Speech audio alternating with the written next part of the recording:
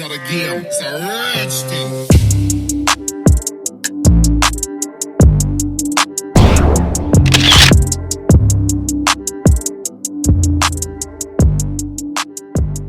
Interest is everywhere. Chances are in your life you'll encounter interest, whether you're saving up for the new gaming system coming out or your first car. Maybe you'll get a loan from the bank to help pay for it. There's two different types of interest out there: simple interest and compound interest. Today, we're going to talk about them.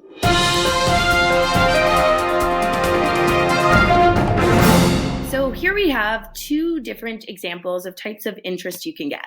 So we're going to look at both simple and compound today with this example. There's a $1,200 loan. You're going to take it out for a year and you're going to have to pay 5% simple interest. I put earning here, but it should say pay. So I'll just switch that.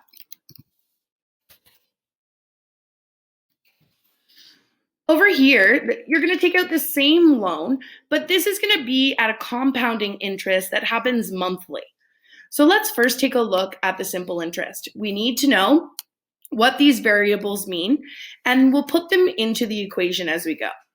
So the first thing we always do is write the equation. The second thing you need is P. P stands for the principal or the original amount.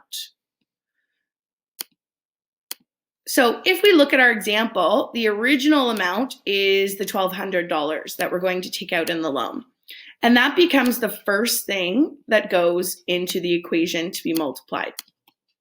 The second thing we need to look at is R. R stands for the annual interest rate, but we don't put it in percentage form, we change it to decimals. So if we take a look here, we see that we have 5% that we will be paying on this loan. So 5% in decimal form is decimal 0.05. Remember, often students will put decimal 5 tenths, but that is a completely different number. So keep that in mind and double check. The last thing we'll need is the time of the loan. So how long will we be paying this loan?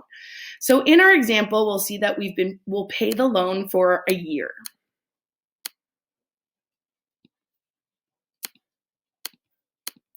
And that becomes the last thing in our equation.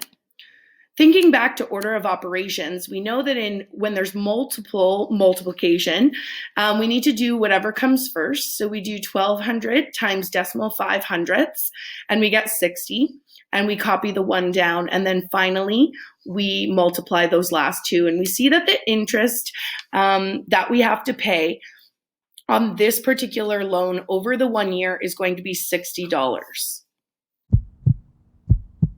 It's coming. No, the equation's too big. And here it is, the compound interest equation. Now, we've talked about how compound interest works. It's like a snowball. It builds and builds and builds and builds. And so you can do that by hand, step by step by step, based on the intervals that your compound interest is going to take. However, sometimes when you're getting into 52 weekly periods, it can get a little overwhelming. So we use this equation to help us out to find the compound interest.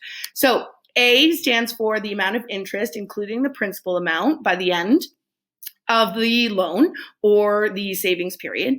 P is again principal, so we're going to keep that the same just to help out.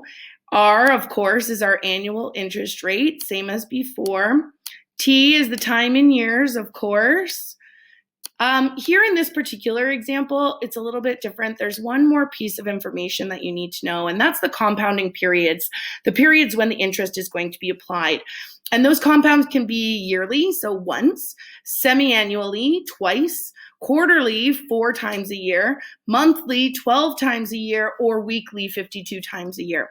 So this is the only real big difference between the equations and the fact that it looks a little scary. Hopefully when we go through this example, it won't be so scary anymore.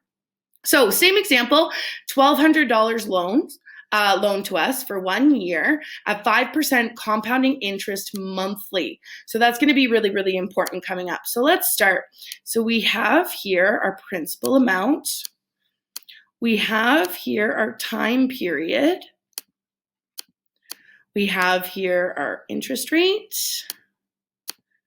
And the last thing we need to know is the number of compounding periods over the years, and that is monthly. So we know that that's going to end up being 12.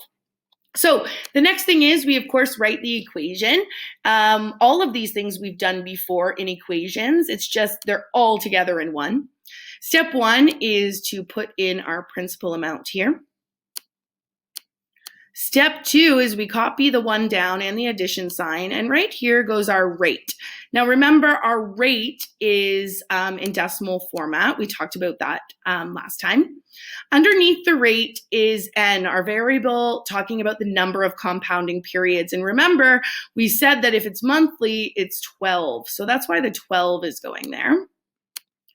In our equation, our exponent in the top corner is the variable n, the number of compounding period, multiplied by the time in years. And so we see that our compounding period here and multiplied by the time, and it's just 1 year in this example.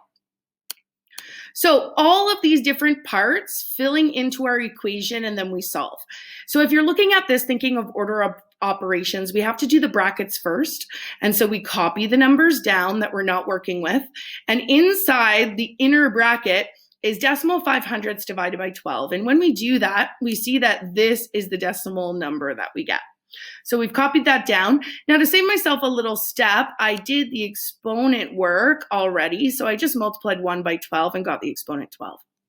Next step, I still have brackets here, so I have to solve in the brackets. So I just added 1 to that decimal. Pretty simple there.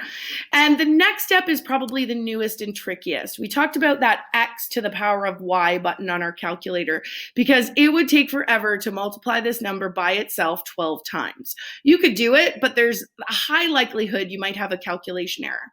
So you put this number into your calculator, you press x to the power of y, the button, and then press 12.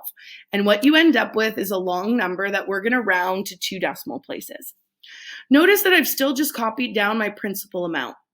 Finally, my last step is to multiply, and I see that in my loan ends up being $1,260, which is, if you look at the difference between the original loan amount and then what I had to pay, including the principal, you'll see that the difference is $60, and that's the interest, not the interest I earned, the interest I have to pay.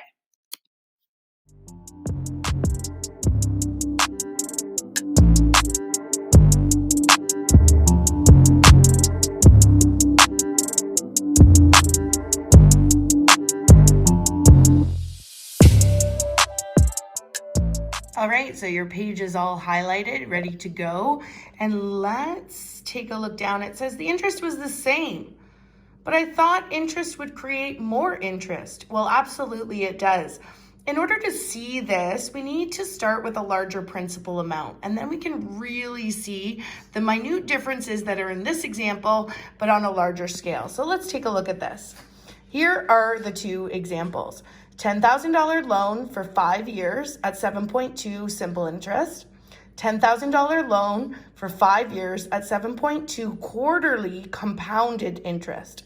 So the equations are set up for you. Let's fill those in.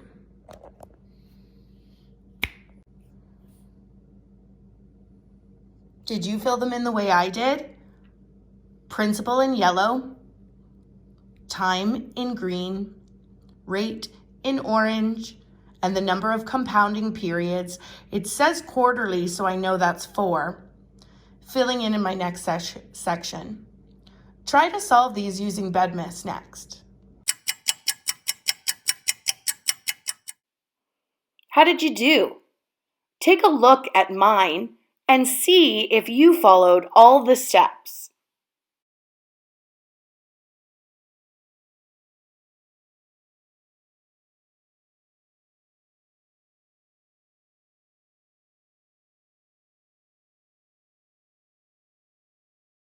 In this example, we can see that with a $10,000 loan, we had to pay more interest with compound interest, $4,300 in fact, compared to $3,600.